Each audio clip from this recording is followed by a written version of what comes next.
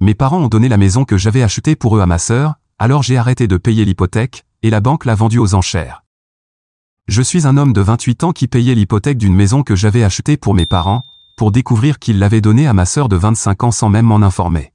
J'ai toujours su que mes parents favorisaient ma sœur par rapport à moi, mais je n'aurais jamais pensé que leur préférence irait jusqu'à de tels extrêmes.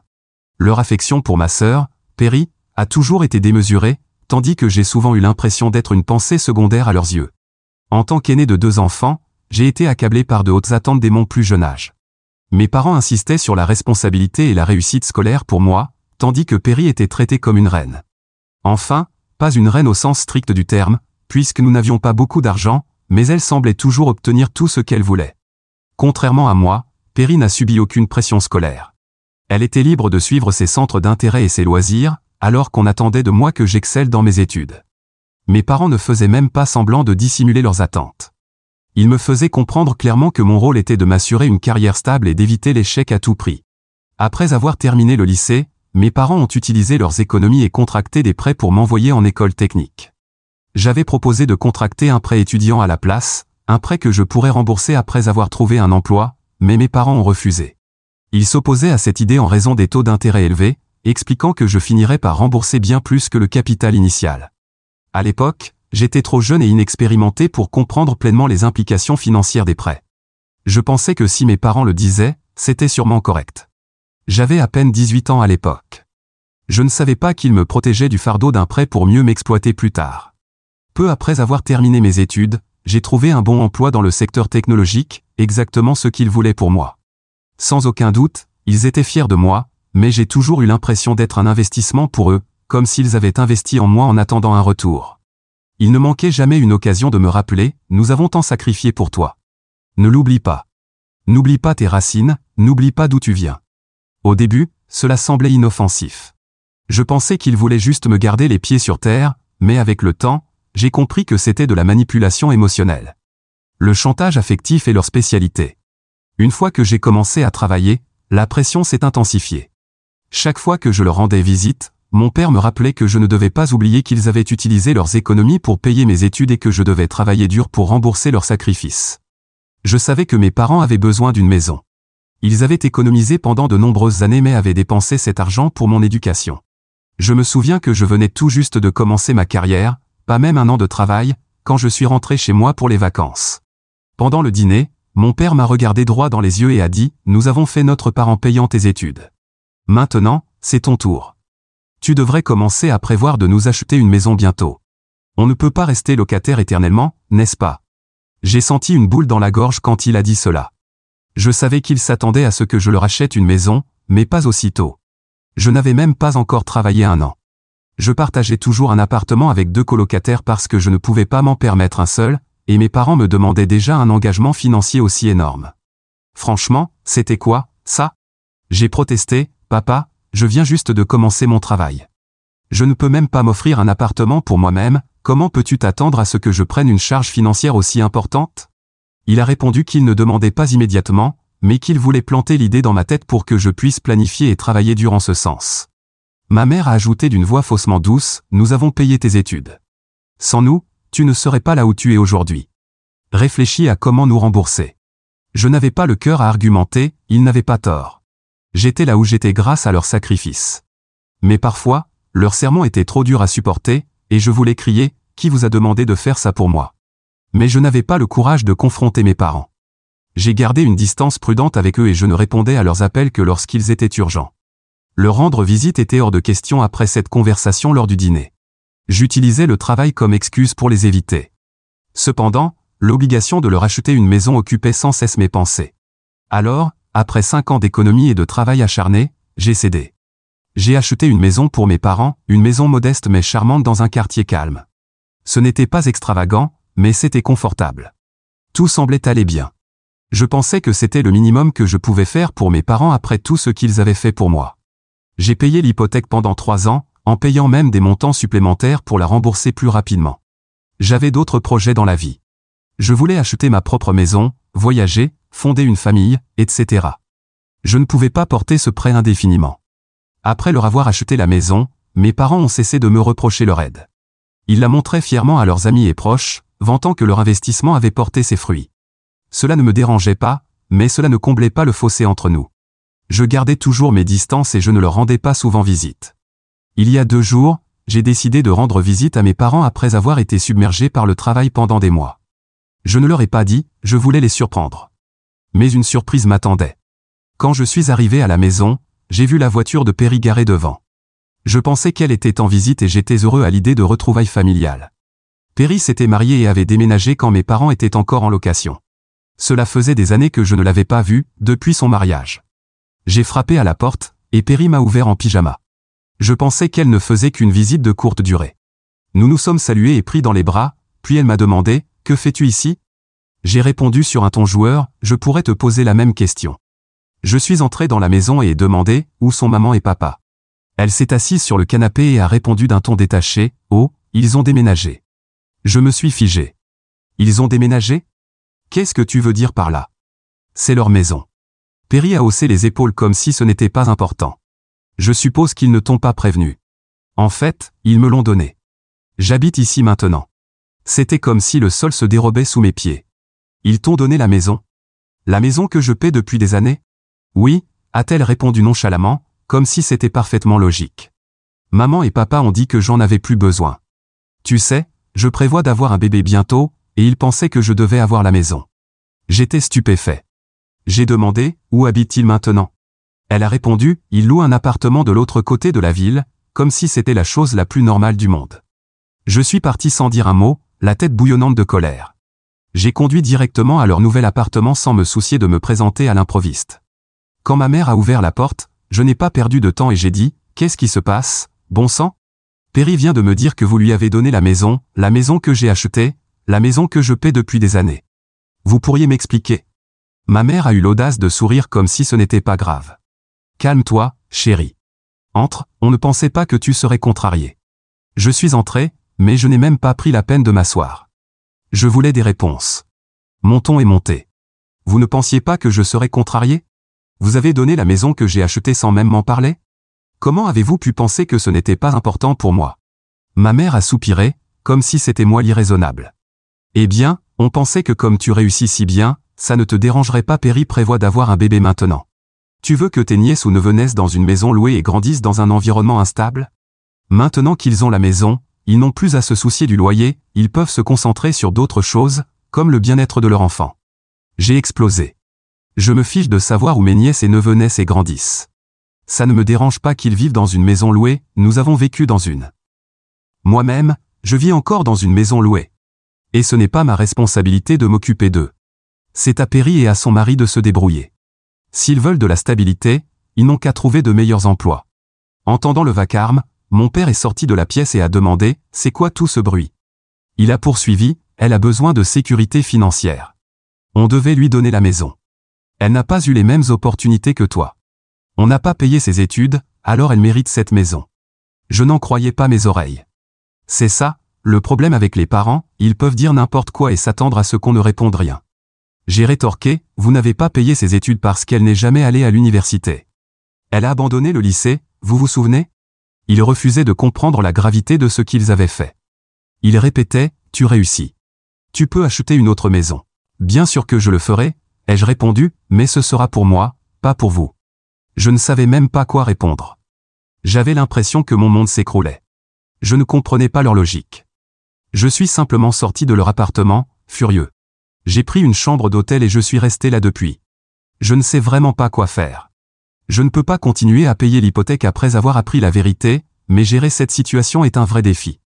Je sais que mes parents ne peuvent pas se permettre l'hypothèque, et il est évident que ma sœur non plus. Ce drame s'est passé vendredi, et aujourd'hui, nous sommes dimanche. Mon vol de retour est prévu mardi. Au début, j'ai pensé à réserver un vol plus tôt pour partir immédiatement, mais après m'être calmé, j'ai réalisé que j'avais d'autres choses à régler ici. Je voulais vérifier combien il restait à payer sur le prêt, car j'avais payé plus que nécessaire chaque mois. Je pensais être en avance sur les paiements.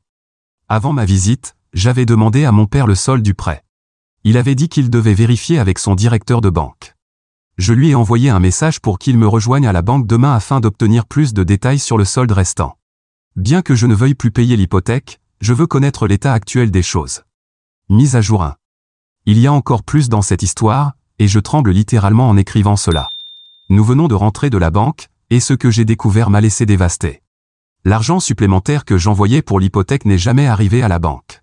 Mon père ne payait que le montant de l'hypothèque et utilisait l'argent supplémentaire pour ses propres dépenses, notamment pour payer le loyer de leur appartement. J'ai vécu de façon tellement frugale toutes ces années, bien en dessous de mes moyens, pour économiser un peu plus et rembourser l'hypothèque plus tôt. Quand le directeur de la banque m'a montré les dépôts mensuels, je lui ai dit que ça devait être une erreur, car nous avions payé presque 1,5 fois le montant de l'hypothèque. J'ai même ouvert mon historique de transactions pour lui montrer combien d'argent j'envoyais chaque mois à mon père. Puis mon père a ajouté, les relevés du directeur sont corrects. Nous n'avons payé que le montant de l'hypothèque. Au début, je pensais que mon père était confus ou qu'il ne comprenait pas la situation, mais ensuite il m'a attrapé le bras et m'a dit, les relevés sont exacts. Parlons-en plus tard. J'ai ressenti un autre coup. J'étais étourdi, anticipant encore une autre trahison. Je suis resté assis, en silence, abasourdi, tandis que la réunion se terminait. Pendant ce temps, le directeur de la banque nous a donné des détails sur le solde restant du prêt hypothécaire et d'autres options pour consolider les prêts, etc. Je suis resté silencieux. Dès que le directeur est parti, mon père m'a pris à part et m'a demandé, pourquoi parlons-nous de l'argent supplémentaire? Tu l'as envoyé spécifiquement pour l'hypothèque? J'ai répondu avec colère, bien sûr. Pourquoi aurais-je envoyé de l'argent supplémentaire? Je t'avais dit que cet argent était pour l'hypothèque. Ce qu'il a dit ensuite m'a laissé sans voix. Je pensais que tu l'avais envoyé pour nos dépenses. Je l'ai utilisé pour payer notre loyer. Je l'ai simplement regardé, puis je me suis assis, enfouissant ma tête dans mes mains. Qu'est-ce que je fais avec mes parents maintenant? Mon père s'est assis à côté de moi et m'a demandé de ne pas faire d'esclandre, affirmant que ce n'était pas grave. J'ai explosé, pas grave? Vous m'avez forcé à acheter cette maison et ensuite vous l'avez donnée à Perry sans même m'en informer. En plus, vous avez utilisé l'argent supplémentaire que j'envoyais pour l'hypothèque afin de financer votre nouvel appartement. Laisse-moi te dire, papa, tu n'es pas le genre de personne qui reste silencieuse et accepte d'être confrontée par son enfant, surtout en public. Il a répliqué, ne t'avise pas de me parler sur ce ton. Tu ne nous as pas rendu service en achetant cette maison. J'ai dépensé toutes mes économies pour payer tes études supérieures. Je n'ai pas à te rendre de compte sur ce que je fais avec cette maison. Tu as envoyé l'argent, j'ai payé l'hypothèque à temps. Quel est le problème si j'ai utilisé le reste pour payer notre loyer? Ce n'est pas comme si nous demandions davantage. J'étais furieux à ces paroles. L'extra était destiné à rembourser l'hypothèque plus tôt, pas à financer votre nouvel appartement. Je suis sorti de la banque en colère. En marchant dans la rue, j'entendais mon père crier mon nom, mais je ne me suis pas retourné. J'ai continué jusqu'à atteindre la station de métro. Ma mère m'a appelé 4 ou 5 fois et m'a envoyé un message pour me demander de rentrer afin que nous puissions discuter de tout ça. Je n'ai pas répondu. Je ne veux discuter de rien. J'ai déjà pris ma décision et je vais faire ce que je pense être juste. J'en ai fini avec leur toxicité. Mise à jour 2. Désolé pour les fautes d'orthographe et de grammaire dans ma dernière mise à jour, j'étais tremblant de colère. Plus tard, j'ai dû la corriger pour qu'elle soit lisible. Je n'ai pas non plus abordé certaines questions fréquentes que j'ai reçues dans les commentaires, alors permettez-moi de le faire maintenant. Certains m'ont demandé si mes parents étaient asiatiques. Non, nous ne le sommes pas, laissez-moi briser ce mythe. Les Asiatiques ne sont pas la seule communauté dont les parents exercent une pression extrême sur leurs enfants. Je ne veux pas révéler mon origine ethnique, désolé. Une autre question courante était, à quel nom était le prêt? Eh bien, le prêt était au nom de mon père. Je ne l'ai pas co-signé parce que je voulais acheter une voiture et peut-être une maison à l'avenir, et être lié à ce prêt aurait affecté ma capacité à obtenir ces prêts. Maintenant, je suis fier de cette décision, car elle a facilité l'exécution de mon plan. Revenons à la mise à jour, hier, je suis retourné à ma vie normale. Un mois s'est écoulé, et je n'ai pas envoyé à mon père l'argent pour l'hypothèque. Comme prévu, il a essayé de me contacter le premier jour du mois, seulement pour découvrir que je l'avais bloqué. Pas seulement lui, j'ai également bloqué ma mère, ma sœur et son mari. Je ne veux plus de drame dans ma vie. J'ai pris ma décision, j'ai arrêté de payer l'hypothèque. Je ne les laisserai plus me manipuler. Si mes parents voulaient donner la maison à Perry, très bien, qu'elle gère les paiements et prenne ses responsabilités. Quand mes parents ont compris ce que j'avais fait, ils ont perdu la tête. J'ai reçu des appels et des messages vocaux de numéros inconnus, peut-être utilisaient-ils les téléphones de leurs amis, je ne sais pas. Les messages disaient quelque chose comme « Tu ne peux pas juste arrêter de payer, nous n'avons pas l'argent pour couvrir l'hypothèque. » J'ai ri tout seul. Eh bien, ce n'est plus mon problème. J'ai également bloqué ces numéros. Mais ce n'était pas tout. 3 jours plus tard, j'ai trouvé mon père devant ma porte lorsque je suis rentré du travail. Il était furieux et a dit, « Tu ne peux pas juste t'en aller comme ça, tu nous dois quelque chose. Nous avons payé pour tes études, nous t'avons fait devenir ce que tu es. » J'ai immédiatement répondu, « Je vous ai déjà remboursé. Vous réalisez combien j'ai dépensé pour cette hypothèque? C'est bien plus que ce que vous avez payé pour mes études. Je ne vous dois rien. » Il m'a traité d'ingrat, mais je l'ai coupé, disant, « Non, vous ne pouvez plus me faire culpabiliser. J'ai fait plus qu'assez. Je ne vais pas payer pour la maison, le loyer, ni quoi que ce soit d'autre.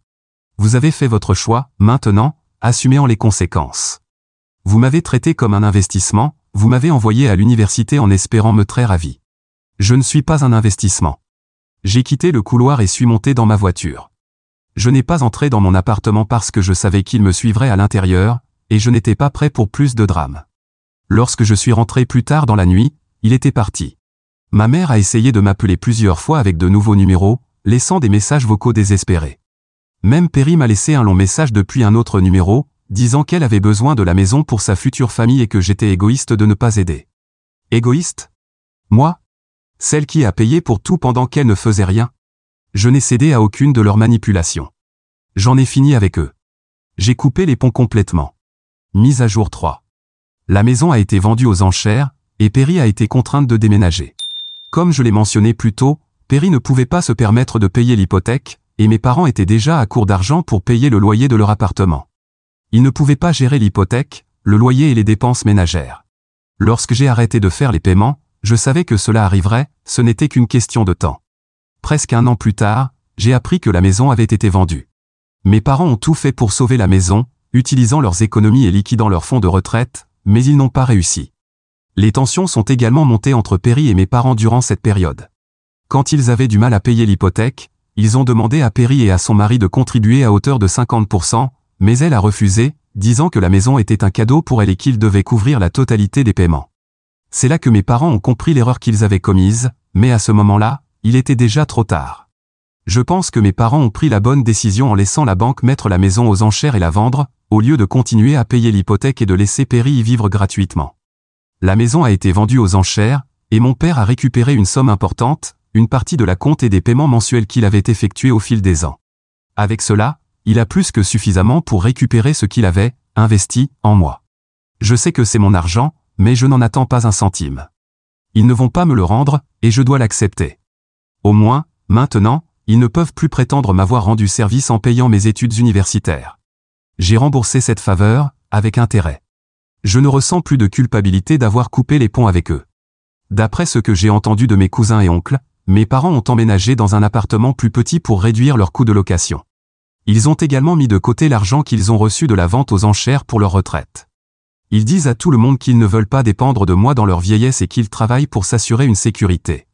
Ils ont également coupé tout soutien financier à Perry et lui ont dit qu'elle devait se débrouiller seule avec sa famille.